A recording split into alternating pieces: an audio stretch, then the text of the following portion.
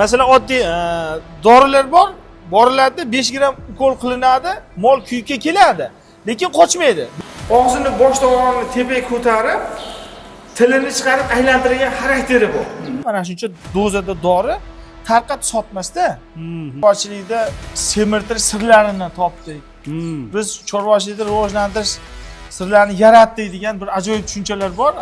Masalan, chorvachilikda eng muhim o'rin tutadigan narsa shu tepada kamera turibdi-da.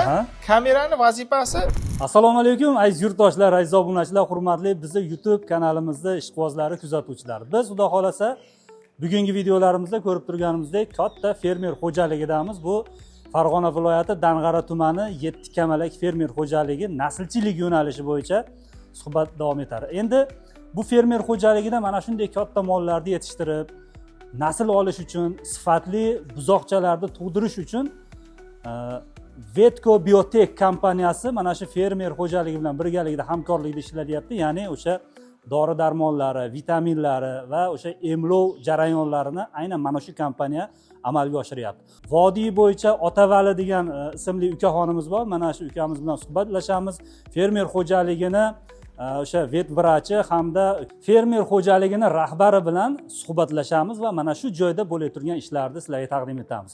Video davomida chiqqan nomerlar aynan mana shu Otavali ismli ukamizning nomerlari vodiy bo'yicha mana shunaqangi fermer egalari va uydagi xo'jalikda mol boqadigan hamyurtlarimiz uchun ham kerakli ma'lumotlar va dori-darmonlarni bemalol buyurtma qilib yoki o'zlarini chaqirgan holatda maslahat olib har xil turdagi kasalliklarni oldini olish imkoni bor. Videolarimizdan yiroqlashmaymiz, albatta layklarni bosib kanalimizga obuna bo'lib qolishlaringizni so'rab qolaman. Assalomu alaykum aziz yurtdoshlar. Mana o'sha aytib o'tganimizdek veterinariya sohasida, ya'ni mol qo'ylarimizda uchraydigan har xil muammoli kasalliklar va vitaminlarni O'zbekistonga olib kirib turgan Vetco Biotech kompaniyasini vakili, vodiy bo'yicha yagona diler deb hisoblasak bo'laveradi. Otavali ukamiz bilan suhbatlashamiz. Assalomu alaykum. Assalomu alaykum. Sog'lig'ingiz yaxshimi? Yaxshimisiz? Charchamasizmi ishlar bilan? Charchamay ishlar, xizmatida charchamasizmi? Rahmat, salomat bo'ling. Bu soha ham o'sha xalqimizga kerakli mavzudagi sohalardan biri. Shuning uchun mana siz bilan birgalikda o'sha muammoga uchrab turgan xalqimizda endi videolar juda ko'p YouTube'da chorva sohasida hammasi qancha bo'ldi, bu qanchaga ketdi, narx-navo haqida. Albatta. Bugungi videolarimiz xudo xolasa manfaatli video bo'ladi xalqimiz uchun, fermerlarimiz uchun, ya'ni shu chorvachilik sohasidagi muammoli vaziyatlar haqida suhbatlashsak. Albatta. Avvalambor o'zingizni tanishtirib o'tsangiz, mana shu vodiy bo'yicha o'zingizning vakolatlaringizni aytib o'tsangiz. Meni ismim, familiyam Otavali Mo'ydinov. Men Vetco Biotech xususiy korxonasida vodiy viloyatlari bo'yicha vetvrach bo'lib ishlayman. Kompaniyamiz haqida qisqacha gapiradigan bo'lsak, Vetco Biotech korxonasi bu 2020-yil boshlarida tashkil topgan respublikada. Vetco Biotech korxonasining asosiy vazifalari O'zbekiston Respublikasiga veterinariya preparatlarini rasmiy olib kirish faoliyati bilan shug'ullanadi. Hamda o'sha qo'shni davlatlar, ya'ni Rossiya, Belorussiya, Ukraina, Fransiya hamda Yevropa, Germaniya davlatlari bilan hamkorlikda ishlaydi. Asosan Rossiyani mana Nitafarm kompaniyasi hamda Ukrainani Brovo Pharma kompaniyasi, Fransiya Seva kompaniyasi, Belorussiya Belvit Unifarm kompaniyalari bilan birgalikda hamda Ronomix kompaniyasi bilan hamkorlikda ish faoliyatini olib boramiz. Bizni asosiy vazifalarimiz o'sha veterinariya sohasida ishlatiladigan preparatlari bilan veterinariya aptekalarini hamda veterinariya yo'nalishi bo'yicha umuman naslchilik xo'jaliklari, ya'ni chorvachilik fermer xo'jaliklarini dori ta'minoti bilan shug'ullanamiz. Hamda o'sha dorini organizmda, ya'ni iste'molchida qanday ishlashi, ularda nojo'ya ta'sirlari bormi, yo'qmi yoki qanaqa tartibda ishlatilish masalalari bo'yicha respublika bo'yicha faoliyat yuritamiz. Sizni vakolatingiz vodiy bo'yicha? Mening vakolatim vodiy bo'yicha, lekin Vetco Biotech O'zbekiston Respublikasi bo'yicha faoliyat ko'rsatadi. Xuddi bu aytganimdek, mazkur xizmatlar bo'yicha respublika bo'yicha shug'ullaniladi. Demak, aziz obunachilar, bu degani Vetco Biotech kompaniyasini O'zbekiston bo'yicha har bir viloyatda shu Otavali ukamizga o'xshagan vakillari bor. Bundan muammo masalangiz bo'ladi. Bizni ijtimoiy tarmoqlarda, Instagramda, YouTube'da hamda Telegramda sahifalarimiz bor. Ya'ni Vetco Biotech nomi ostida YouTube'da hamda Instagramda kanallarimiz bor, hamda mayda va yirik shoxli hayvonlarni davolash Telegram kanalimiz bor. Biz faoliyatimiz respublika bo'yicha hamda mana kuzatuvchilarga yana bir eslatma o'rnida aytib o'tamiz. O'sha mazkur telefon nomerlar yoki o'sha silkalar orqali kanalimizga a'zo bo'lsa, bizni ijtimoiy tarmoqlarda beriladigan tushunchalarimiz, tavsiyalarimiz yoki bo'lmasa har xil mahorat darslarimiz bor hamda veterinariyada qo'llaniladigan preparatlar yoki bo'lmasa amalga oshiriladigan ishlar, masalan operatsiyalar yoki bo'lmasa kasalliklarni qanaqa davolash kerak yoki qanaqa profilaktik tadbirlar amalga oshirish kerak, shular to'g'risida to'liq bepul maslahat berib boramiz. Tushunarli. Hozir ko'p videolarda mana YouTube'larda ko'ramizda, mana shunaqangi bitta joyda turib suhbatlashish ko'rib turgan odamlarga ham qandaydir bir zerikarli bo'lib qolmasin-da. Bir o'sha aytib o'tganimizdek, Farg'ona viloyati Dang'ara tumanida 7 kamalak naslchilik fermer xo'jaligi bor. O'zimizga qadrdon akaxon u yerdagi. Shu akamizni o'sha fermer xo'jaligiga borsak-da, u yerdagi o'sha mol qo'ylarni yoki o'sha naslchilikka ixtisoslashganligi uchun u yerdagi bo'zaklarni ko'rib, mana shu dori-darmonlarimizni qo'llanish tartiblarini o'sha yerda gaplashsak. Bo'ldi, xo'p bo'ladi. Bo'ladimi? Bo'ladi, bo'ladi. Demak, videodan yiroqlashmaymiz. Layklar esdan chiqmasin, salomat bo'linglar.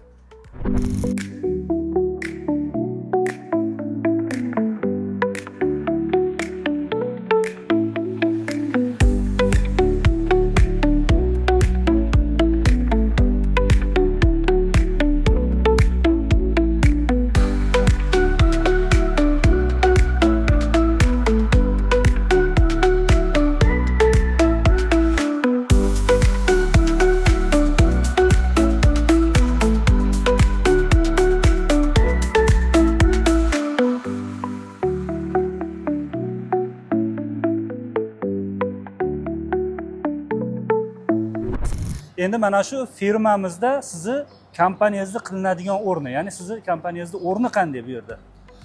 Endi aka, birinchi o'rinda chorvachilikda rivojlantirishda eng birinchi qilinadigan ish bu naslchilikni to'g'ri tanlash. Masalan, mazkur fermer xo'jalik naslchilikka ixtisoslashtirilgan sut yo'nalishidagi fermer xo'jalik. Mana e'tibor bersak, butun dunyo bo'yicha sut berish reytingida eng yuqori o'rinda turadigan zot bu Golden Fries zoti. Bu fermer xo'jaligidagi mollarimiz 98% Golden zotli hayvonlar. Bizi firma tomonidan qilinadigan chorvachilikka ko'rsatiladigan yordam bu birinchi o'rinda hayvonlarni bo'g'ozlikka tayyorlash. Ya'ni shunday preparatlarimiz bor, sinxronizatsiya deydi, ya'ni o'sha hayvonlarni kuyikka tayyorlash. Hayvonlarni tizimli kuyikka tayyorlab bir xil vaqtda qochirish bu juda katta ahamiyatga ega. Sababi bu birinchi o'rinda sut mahsuldorligini, rentabelligini ushlab turish. Ya'ni masalan fermer xo'jaligida 80 bosh hayvon sigir sut beradigan bo'lsa, sigirlar. Bularda agar biz sinxirlab qochish jarayonini ritmga solmasak, o'zi xohlagan paytda kuyikka kelib, xohlagan paytda qochsa, sutni rentabelligi o'ynaydi. Ya'ni ma'lum bir paytda sut ko'payib ketadi, ma'lum bir paytda tushib ketadi. Sababi hayvonlar har xil vaqtda qochib, har xil vaqtda tug'ishi. Buni rejimga solish uchun o'sha Rossiya Nitofarm kompaniyasi tomonidan ikki tur gormon preparat ishlab chiqarilgan. Regastenol bilan Fergalin degan. Bular sxema asosida sinxronizatsiya qilinadi, ya'ni hayvonlar kuyikka tayyorlanadi. U preparatlarda asosiy vazifasi naslchilik, fermer xo'jaliklarida ko'p uchraydigan og'riqli nuqta bor, ya'ni bachadon kasalliklari bor. Naslli mollarda bu bo'ladi, chunki Yevropadan keltirilgan mollarda bizni O'zbekiston sharoiti birinchidan uncha ham ularga to'g'ri kela olmaydi, sababi ular Yevropadan kelgan, ularda tug'ilib o'sgan joyi boshqa. Shuning uchun bizning muhitlarda ularda kasallik ko'proq kuzatiladi. Oziqamizdagi yoki bo'lmasa namgarchilik yoki klimatdagi har xil nomutanosibliklar sababli shunaqa muammolar chiqadi. Endi mazkur preparatlar inyeksiya qilinganda, maxsus sinxronizatsiya qilinganda bachadondagi ehtimoliy kistalar, endometrit kasalliklari davolanadi hamda folikulalar yetilib kuyikka keladi. Agar eshitgan bo'lsangiz, xalq orasida shunday gap borki, masalan veterinarlarga ko'pchilik murojaat qiladi-da, aka molim uzoq vaqtdan beri kuyikka kelmayapti, ukol qilib bering, qochirib bering deydi-da. Endi xalq tilida aytganda qisir bo'lib qoladi. Ha, shunaqa.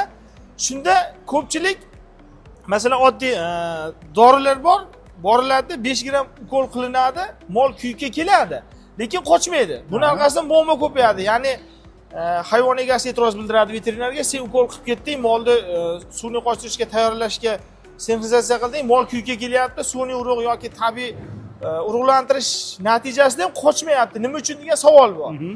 Buni asosi tagidagi eng katta muammo u masalan ayrim tur dorilar faqat bachadon bo'ynini ochish uchun ishlatiladi. Ya'ni hayvon masalan tug'olmay qoladi yoki bo'lmasa qandaydir holatlar bo'lganda majburiy bachadon bo'ynini ochiltiradigan inyeksiyalardan ko'p veterinar mutaxassislar yoki chorvadorlar bilib bilmay foydalanadi-da. Uni kuyga keltirish deb o'ylaydi. Shu ukolni qiladi.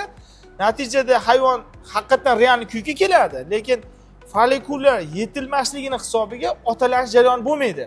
Ko'pchilik urug' noto'g'ri deydi yoki bo'lmasa novvosda kasallik bor yoki xunajinda kasallik bor deydi, lekin bu noto'g'ri narsa. Aslida qilinish jarayoni noto'g'ri.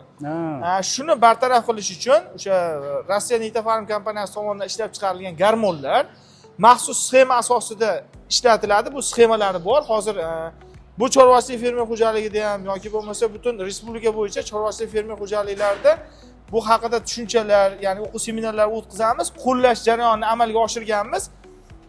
Rezultati juda ham yaxshi. Sababi ham folikulyar yetilish bo'ladi, ham mol normal holatda kuyga keladi va urug'lantiriladi.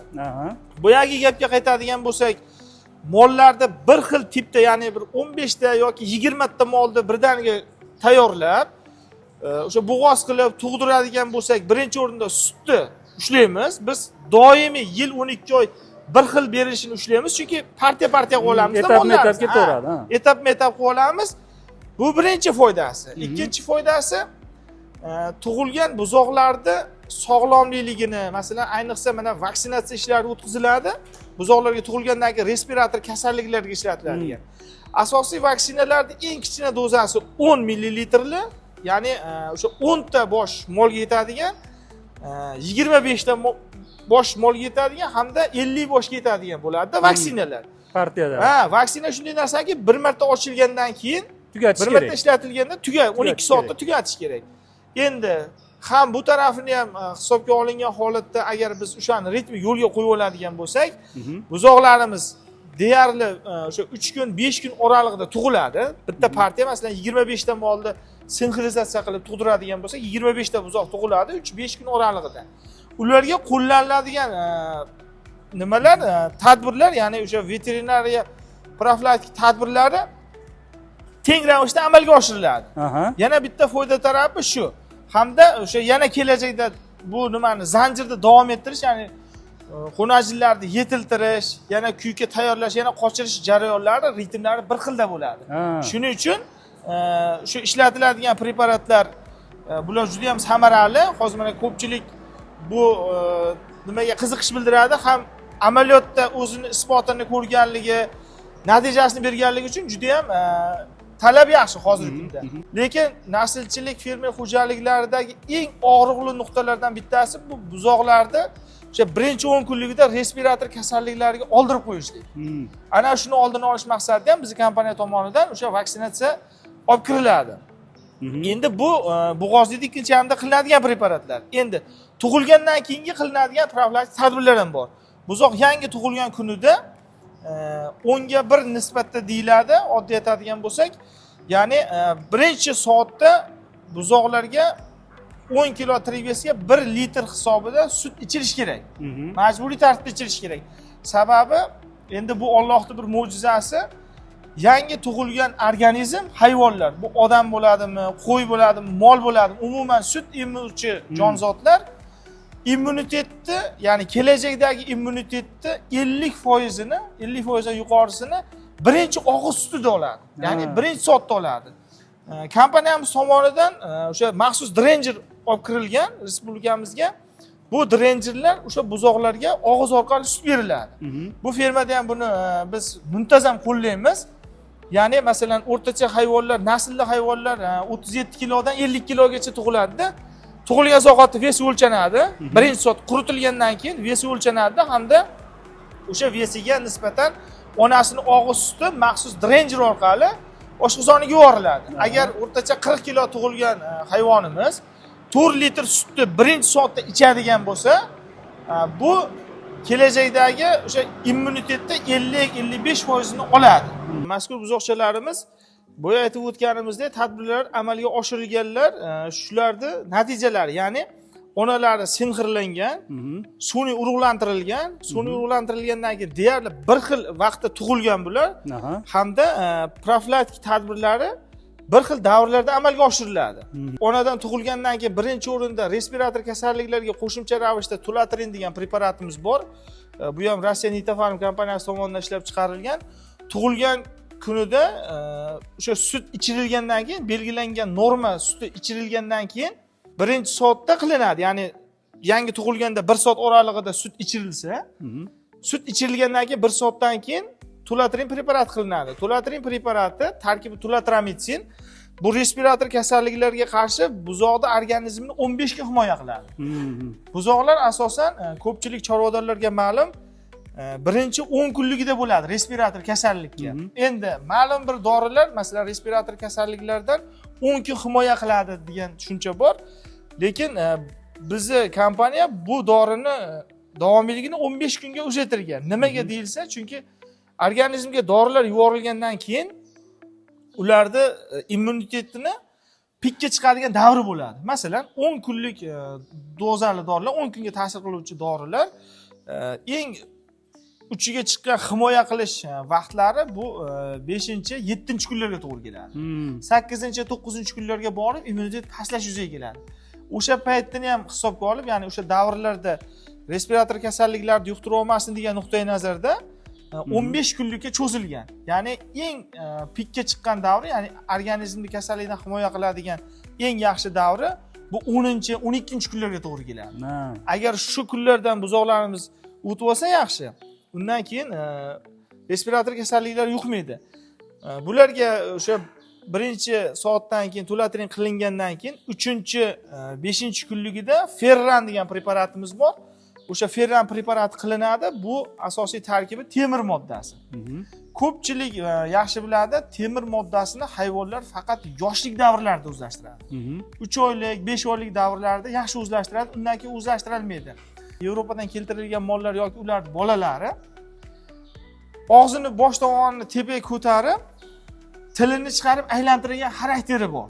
Xuddi og'ziga zuluk yopishganda shuni chiqarib olish maqsadida aylantiradigan xarakterli belgisi bor.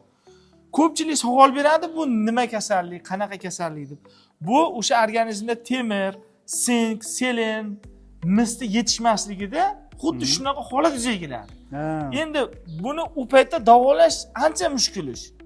Lekin xalqimizda yana bitta gap borki, kasallikni oldini olgan afzalroq deydi davolaganda. Albatta. Shuning uchun o'sha holatlar kelajakda kuzatilmasligi uchun birinchi 3-5 kunlikda ferran preparat qilinadi. Mazkur fermer xo'jaligida belgilangan sxema asosida har bitta amaliyot bajariladi. Sababi fermer xo'jaligining rahbari o'ta intizomli hamda talabchan. Bizga aytadiki, masalan, mana vetvrach bor, hozir vetvrach bilan ham suhbat o'tkazamiz. Vetvrachimizga aytadiki, fermer xo'jaligida qilinadigan tadbirlarda sxemasini birinchi ishlab chiqinglar. Nima ishlar qilish kerak? Nima dori-darmon kerak bo'ladi, qanaqa yo'riq kerak bo'ladi moliyaviy tomondan. U masalalar meni vazifam. Lekin chorvachilikda kasalliklardan himoya qilish sizlarning vazifalaring. Agar deydiki, har bir inson o'z vazifasini a'lo darajada bajarsa, har bir sohada, faqat chorvachilik, balki boshqa yo'nalishlarda ham har bir inson o'zining vazifasini a'lo darajada bajarsa, jamiyatda o'sish bo'ladi, rivojlanish bo'ladi. Shu jumladan chorvachilikda ham. Agar chorvachilikda biz veterinariya tadbirlarini to'g'ri tashkil qilsak, hayvonlarimizda kasalliklar kuzatilmasa, biz albatta ko'zlangan natijaga erishamiz. Mana ijtimoiy tarmoqlarda ko'p kuzatamiz, bir ajoyib jumlalar borda. Biz chorvachilikda semirtirish sirlarini topdik. Biz chorvachilikda rivojlantirish sirlarini yaratdik degan bir ajoyib tushunchalar bor. Hali Qo'shtirnoq ichidagi zo'r mutaxassislarning fikrlari bor. Go'yoki bizni oldingi ota-bobolarimiz chorvachilikda xabari yo'qdi yoki hech narsani bilmagandek. Men nima demoqchiman? Aytmoqchimanki, inson sof chorvachilik mahsulotlarini yetishtirish uchun birinchi o'rinda ishni to'g'ri tashkil qilish kerak.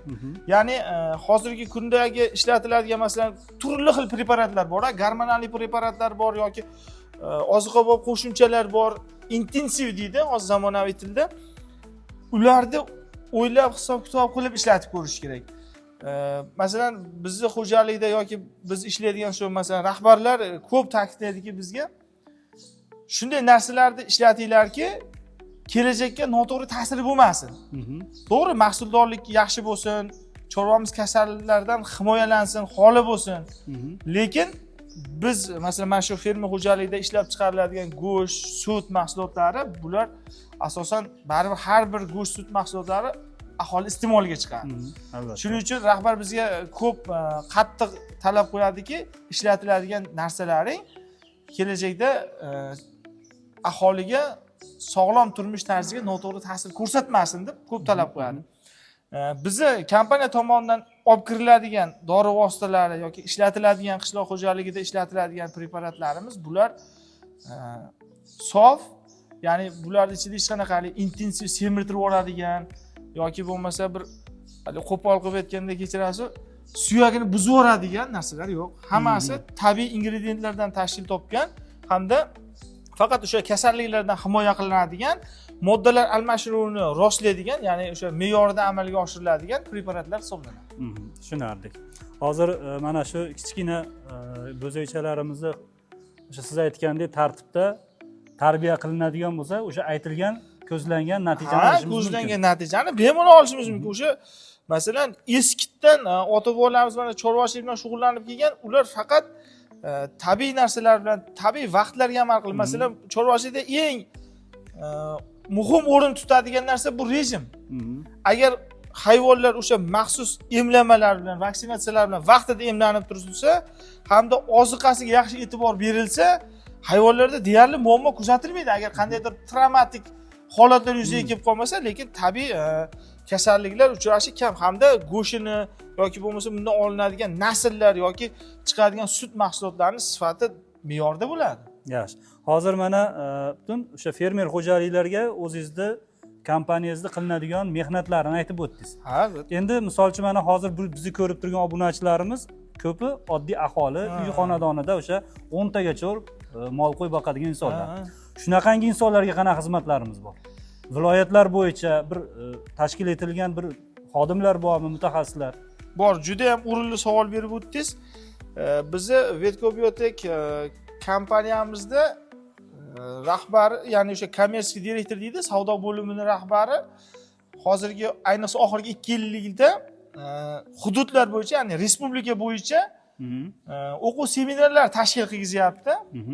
Endi o'quv seminarlarda asosiy vazifasi shu preparatlarni qishloq xo'jaligida, ya'ni chorvachilik, fermer xo'jaligi bo'ladimi, xususiy sektor bo'ladimi, aholi xonadonlarda bo'ladimi, qanaqa tartibda ishlatish kerak, bularning natijalari qanaqa bo'ladi, shularni aholiga keng yoritish maqsadida har bitta hududlarda mana o'tgan 2024-yil oxirlarida Samarqand, Qashqadaryoda bo'ldi. Bu yil 25-yilning boshida Jizzax viloyatida bo'ldi. Yana rejalashtirilyapti respublika bo'yicha. Bu o'quv seminarlarni tashkil qilishdi. Yana bitta yaxshi bizni o'sha rahbariyatda bir ideyasi deydi, shunaqa bir ish tartibi borki, masalan, ko'pchilikka ma'lum o'quv seminarlari o'tkaziladigan paytda ko'proq mana misol chetdan keladigan, Yevropadan keladigan, masalan o'sha O'zbekistonga kirib keladigan mahsulotlarni reklama qiluvchi yoki bo'lmasa aholiga tanishtiruvchi odamlar o'zlarining maxsus proyektlari bo'ladi. Masalan, o'sha shabloni bo'ladi. Mana shu narsalar haqida ma'lumot beriladi deydi va har bitta hududda o'sha bir xil ma'lumot beriladi. Bizni rahbariyat aytadiki, o'sha masalan olaylik, Jizzax viloyatida 25-kuni, 26-kuni fevral kuni o'quv seminarimiz bo'lib o'tdi. Bir oy oldin belgilanadi kun, joy hamda bizda respublikada bosh vet vrachimiz bor. O'sha vet vrach bilan menga topshiriq beradi. Seminar kuni mana shu kunga belgilandi. Sizlar borib joylarda o'rganinglar. Aholida nima muammo? Ya'ni biz nima haqida ularga yo'nalish berishimiz kerak. O'sha hududdagi muammolar. Ha, o'sha hududdagi muammoni o'rganinglar va o'sha bo'yicha dastur tayyorlanglar. Masalan, 4 xil, 5 xil mavzuda biz suhbat o'tkazishimiz kerak. Seminar 3 soat, 4 soat davomida bo'ladi. o'sha joydagi muammolar bo'yicha tayyorlanglar deydi. Biz hududlarga boramiz. O'sha yerdagi har bitta O'zbekiston Respublikasi bo'yicha har bitta hududda veterinariya va chorvachilikni rivojlantirish bo'limlari bor. O'sha bo'limlarda har bitta mahallalarda veterinariya uchastkalari bor, uchastka mudirlari bor. Biz qo'limizdan kelganicha har bitta uchastka mudirlari bilan yoki bo'lmasa aholi xonadonlari bilan suhbat o'tkazamiz. Ya'ni iminni oladigan bo'lsak, masalan, Jizzax hududida, o'sha oxirgi o'tkazilgan hududimizda qaysi muammolar bor? Qishloq xo'jaligi hayvonlari aholida qaysi muammolar bor? Fermer xo'jaliklarda qaysi muammolar bor? O'sha muammolarni o'rganib, o'sha muammolar bo'yicha tadbir tayyorladik. Tadbirni o'tkazdik, o'quv seminarda asosan vet vrachlar qatnashdi. Endi bir xilga seminarlarda bilsangiz, men yomon demoqchi emasman, lekin jarayon shundayki, odamlar masalan 3 soat, 4 soatli seminarlarda zerikib qoladi. Chunki ular maxsus o'zlari tayyorlab kelgan proyektni gapiradi. Bu iste'molchi uni qabul qila oladimi, qabul qila olmaydimi? Farqi yo'q. Sxema asosida o'tkaziladi. U hamma joyda bir xil. Hamma joyda bir xil. Endi bizni rahbariyati topshirig'iga binoan biz tayyorlaganimiz uchun soat 1 bo'ldi, obed vaqti bo'lishi kerak, seminar tugamayapti. Sababi asosiy gapiriladigan mavzular tugadi, lekin aholini qiziqtirgan savol ko'p. Seminardan masalan to'g'ridan to'g'ri mutaxassislarning fikrini iste'molchi tushuna olmaydi-ku. O'zini yo'nalishida o'zini haligi qiziqtirgan savollari bilan shunaqangi seminarlarimiz qizg'in o'tyaptiki, seminar tugamaydi-da, ham odam charchamaydi, toliqmaydi, ham vaqt qanaqa o'tganini bilmaydi. Endi aytmoqchi bo'lganimki, bizning kompaniya tomonidan olib kiriladigan preparatlar ham chorvachilik, fermer xo'jaligida, ham aholida ishlatiladigan, ya'ni oddiy bir so'z bilan aytadigan bo'lsak, veterinariyada ishlatiladigan jamiki preparatlar bor.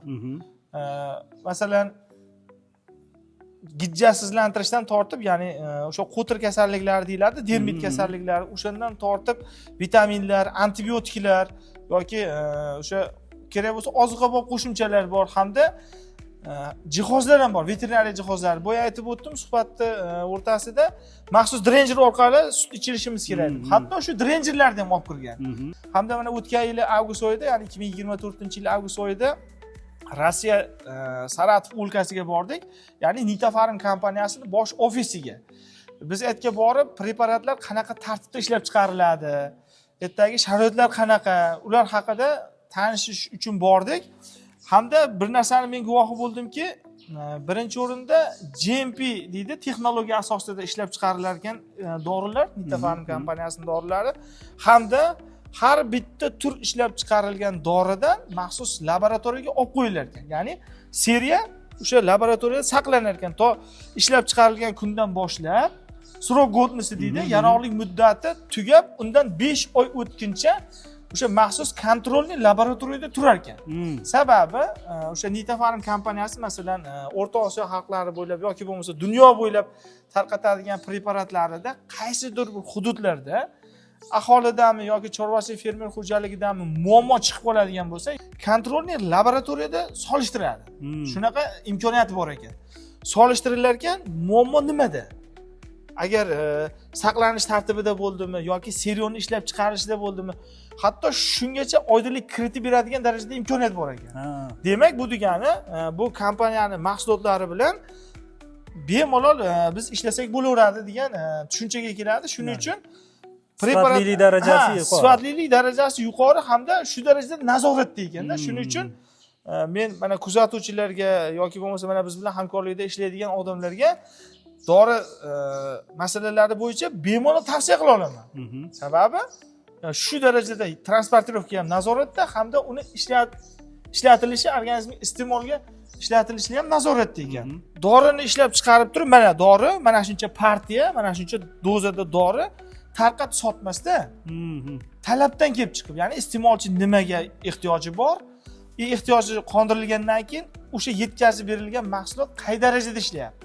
Mana shulargacha, effektigacha nazoratda turadi. Aziz obunachilar, o'sha va'da qilganimizdek, Farg'ona viloyati Dang'ara tumani 7 kamalak fermer xo'jaligi rahbari Xolmirzayev Abbos akamiz bilan suhbatlashamiz. Ya'ni suhbat davomida Vetco Biotik o'sha korxonasi bilan birgalikda hamkorlikda ishlashadi. Assalomu alaykum Abbos aka. Va alaykum assalom. Sog'lig'ingiz yaxshimi? Yaxshi, rahmat. Ishlar rivojini bersin.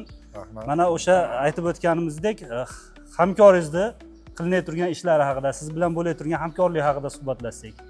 Ularni faoliyati qanday bo'lyapti siz bilan? Biz mana shu chorvachilik nasl xo'jaligimizda 2 yildan beri Vetco Biotek korxonani medpreparatlardan foydalanib kelyapmiz. Ular buni vaqtida yetkazib beradi. Hamma spektr antibiotik, vitaminlar, ozuqalar shularda bor. Kelishilgan narxda, naqd pulga pul o'tkazish yo'li bilan, vaqtga strochka bilan berib turishdi. Buni bizga Otaval degan, bizga bog'langan shu kompaniyani xodimi bor. Vaqtida yetkazib beryapti. Mana mollarimiz ahvolini ko'rib turibsizlar.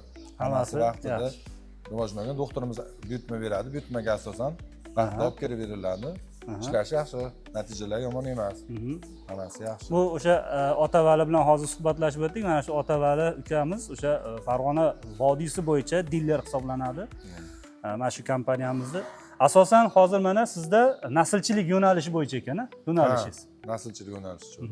Ana shu yosh nima desak bo'ladi, bo'zaklarimizga ham o'ziga yarasha bir qandaydir antibiotiklar zarur bo'ladi. Tug'ilishidan boshlab turib bu oxirigacha baribir hammasi vitamin, antibiotik shu hammasini olib kelib keladi. Vaksinalar, vaksinalari. Bular vaksina-ku, lekin qolgan dori darmonlari bor, davolovchi hammasi. Yaxshi. Otavalaga mana o'sha har bir fermer xo'jaliklarda bo'ladigan dori-darmonlarning o'zini, ya'ni dorixonasi bor ekan. Ha, albatta. Bu yerda bo'ladigan dorilar nimalar bo'lishi mumkin, nimalarga e'tibor beramiz? Aka, hozir mana shu bo'layotganingizdek har bitta fermer xo'jaligida alohida dorixona bo'lish kerak. Chunki fermer xo'jaligi bo'lgandan keyin 50 bosh mol boqiladimi, 100 boshmi, 200 boshmi, albatta har xil holat kuzatiladi. Shuning uchun har xil holatlarga tayyorlash maqsadida umuman dori vositalari bo'lishi kerak. Mazkur 7 kamalak fermer xo'jaligining dorixonasi mana shu dorixona. Bu yerda antibiotiklar, vitaminlar, mana og'riq qoldiruvchi ukollar hamda surtiladigan mazlar, antigelmetik vositalar, ya'ni inyeksiyalar, bu Rikozol preparati ichki parazitlarda hamma turiga ishlaydigan eng yaxshi samarali preparat hisoblanadi. Shular bor. Vnutromatishni ishlatiladigan mana Sefmetrik deydi. Bu Burova Pharma Ukraina davlatidan ishlab chiqarilgan dori vositasi. Bu ham o'sha Vetco Biotek kompaniyasi tomonidan olib kiriladi O'zbekistonga. Bu dori vositasi Sefmetrik endometrit kasalligini oldini olish hamda davolashda ishlatiladi. Ya'ni hayvon tuqqandan keyin bachadon bo'yniga yuboriladi. Mana misol uchun mana shu Siflor dori vositasi bu hayvonlarga ustki parazitlarga ishlatiladigan dori vositasi hisoblanadi. Mana buni ko'rinishi bu hozirgi masalan kech kuz, qish va erta bahor davrlarida hayvonlarni cho'miltirish imkoniyati deyarli yo'q. Shuning uchun maxsus dori vositalari ishlab chiqarilgan. Bular kapля deyiladi. Maxsus belgilangan joydan kesiladi hamda hayvonda shu boshidan to dumiga bo'lgan masofaga, ya'ni umurtqaning ustiga, ma'lum bir masofada, ya'ni 5-7 sm oralig'ida tomizdirib chiqiladi. Shu bitta 10 ml rastvor bir boshga yetadi, bir boshga mo'ljallangan. Bu endi o'sha pashshalardan himoya qiladimi bu? Ha, pashsha, kana, umuman chaquvchi parazitlardan himoya qiladi. Tushunarli. Mana bu preparatimizga keladigan bo'lsak, bu Yodapen, blister ko'rinishida bo'ladi bular. Bu Rossiya Nitofarm kompaniyasi tomonidan ishlab chiqarilgan. Bular hayvon tuqqandan keyin bachadoniga yuboriladigan narsalar. Masalan, ko'p holatlarda, ayniqsa hozirgi paytlar, hali ilik uzildi deydi, qishdan bahorga o'tadigan paytlarda moddalar almashinuvi yetishmovchilik ko'proq bu aholi xo'jaliklarida bo'ladi. Yo'ldosh tushmay qoladi. Qaysidir mintaqalarda eshi deydi, lekin o'sha hayvonni yo'ldoshi, ya'ni bola o'ralib turgan qobiq tushmay qoladi. O'shani kechikib ketganda yoki tushmay qolganda mexanik olgandan keyin organizmga yuboriladigan eng samarali preparat hisoblanadi bu. Bu ichkariga tushgandan keyin pena hosil qiladi, ya'ni ko'piklab butun bachadondagi infeksiyani tozalaydi. Juda ham yaxshi ishlagan preparat. Bu Hufgel deyiladi, mana Exiolium. Bu naslchilikda ko'proq ishlatiladi, ya'ni ko'p sut beradigan hayvonlarda organizmda kalsiy, magnit ko'p chiqib ketish natijasida ko'p ba'zilarda 2-3 tug'umdan keyin aksariyat yaxshi boqiladigan xo'jaliklarda baribir 5-6 tug'umlarda hayvonlarda tuyoqlashni mo'rt bo'lib qoladi. Tuyog'i mo'rtlashib qoladi. Mikrobakterioz kasalliklari rivojlanadi. O'shanda ishlatiladigan eng yaxshi preparat. Tuyoq maxsus tozalangandan keyin mazkur gel surtiladi hamda bog'lab qo'yiladi. Tuyoqqa. Ha, tuyoqqa. Bu ham bizning kompaniya tomonidan rasmiy olib kiriladi respublikaga, hamda o'sha tuyoqqa qo'yadigan maxsus bog'lamlar bor. O'sha o'rovchi zalentalar bor, bular ham bizning kompaniyada mavjud. Aziz obunachilar, mana o'sha Yetti kamalak fermer xo'jaligida vet vrach bo'lib ishlayib turgan Rahmatjon ukamiz bilan suhbatlashamiz. Rahmatjon, assalomu alaykum. Sog'lig'ingiz yaxshimi? Hozirda mana sizni bilan birgalikda hamkorlikda ishlayib turgan Vetco Biotech kompaniyasi bilan mana hamkorlikda ishlayapsiz. Mana shu kompaniyadagi preparatlarni qo'llanish tartiblari qanday bo'lyapti? Qo'llanish tartiblari yaxshi. Sxemasini xajasalari bor, tashlayapmiz, kuylayapti mollar. Urib qo'yapmiz, ko'taryapti, ushlayapti. Boshqa dorilar ham bor, masalan, amoxicillin, nitokus, seftanit. Effektlari zo'r. Effekti yaxshi, zo'r. Masalan, shu 2 yildan beri ishlashyapmiz hamkorlikda birga. Masalan, shu nima qilib qolsa, darhol ota-bolaga aytamiz, olib kelib beradi. Zarurat bo'ladigan bo'lsa, ota-bolaga qo'ng'iroq qilamiz. Ota-bolaga qo'ng'iroq qilamiz, sirazi dastlab qilib ketadi. Hozir mana katta turdagi o'sha sigir deb ataymiz, sigirlarimiz, ya'ni sut beradigan sigirlarimizni oldida gaplashyapmiz. Ota-bola bilan hali o'sha yosh bo'zaklarni oldida suhbatlashuvdik. O'sha bo'zaklarga qilinib turgan emlovlar qanday bo'lyapti? Ularga ham qilayotgan yaxshi, masalan, tolatrin qilamiz. Tolatrin asosan kasalliklarga qarshi yoshlik paytida. Undan keyin nimasi bor? Vitamin. Yeselin bor. Yeselin ham qilinadi, u ham vitamin. Inferalinda ham vitamin bor, u ham vitamin. Shu temir nimalarga, moddalarga qarshi dori vositalari. Tushunarli. Demak, effekti yaxshi hamma dorilar. Effekti yaxshi, xudoga shukr yaxshi. Effekt ishlayapti. Aziz obunachilar, bu mana vet vrachimiz bilan suhbatlashishimiz yoki mana shu fermer xo'jaligining rahbari bilan suhbatlashishimiz sababi hadvol o'sha dorini reklamasiga o'xshab qolmasin degan maqsadda ishlatib turgan insonlarda o'sha effektini sezib turgan fermer xo'jaligi rahbarlari bilan ham bevosita suhbatlashib sizlarga ma'lumot berishga harakat qilyapmiz. Videodan yiroqlashmaymiz. Yana eng muhim preparatlarimizdan bular mana maxsus xolodilnikda saqlanadigan preparatlar. Bular bo'ya suhbatimizda aytib o'tganimizdek, o'sha respirator kasalliklardan himoya qilish uchun ishlatiladigan Rotacor, ya'ni o'sha rotavirus, koronavirus qo'zg'atuvchilari keltirib chiqaradigan kasalliklarni oldini oladigan preparat hisoblanadi bu. Bu Belarusya Belvit Unifarm kompaniyasi tomonidan ishlab chiqarilgan, O'zbekistonga Vetco Biotech tomonidan rasmiy olib kirilgan. Hamda yana xuddi o'sha kompaniya, ya'ni Belvit Unifarm kompaniyasi tomonidan ishlab chiqarilgan Svorotka, bu kolibakterioz kasalligiga qarshi ishlatiladigan.